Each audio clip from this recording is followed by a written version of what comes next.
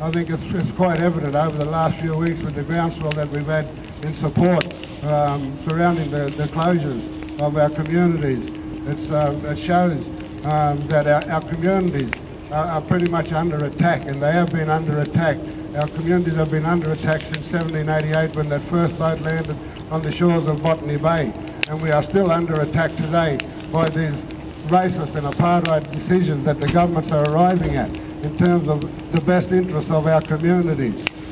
So it's great to see that you're all still out east to support us, and I think from here on in we're going to need to keep up the pressure and make sure that we apply the pressure, because Redfern, the Tent Embassy in Redfern is only just shows that it's not only happening in those remote communities as well, it happens in the urban setting. We had communities over in Western Australia on the fringes of Perth that are Aboriginal identified communities such as Lockridge, Nangara and Coolabagadi, and these are communities that are sitting on the fringes of Perth and also have been closed over the last few years without any explanation as to why. The symbol that is Redfern is, as we speak tonight, giving strength to those Aboriginal communities that are facing the full brunt of the Abbott government in Western Australia, in South Australia, in the Northern Territory.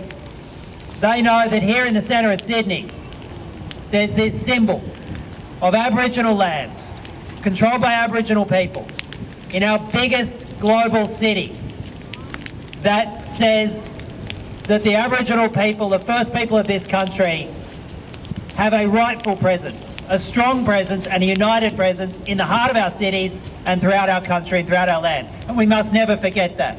The symbol that is the block.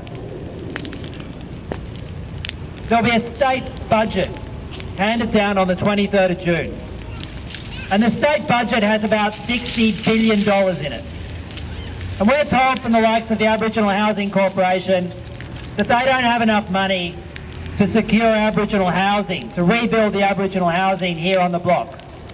Well, I can tell you now that myself as one of the Greens MPs, I'll be joining together with Jenny Leong, the Greens member for Newtown, to be making a call in the next 2 weeks to ensure that the state government, in a $60 billion budget, puts aside sufficient funds to re-establish Aboriginal housing here on the block, and to keep it in the control of Aboriginal people and the Aboriginal community. It always was, it always will be!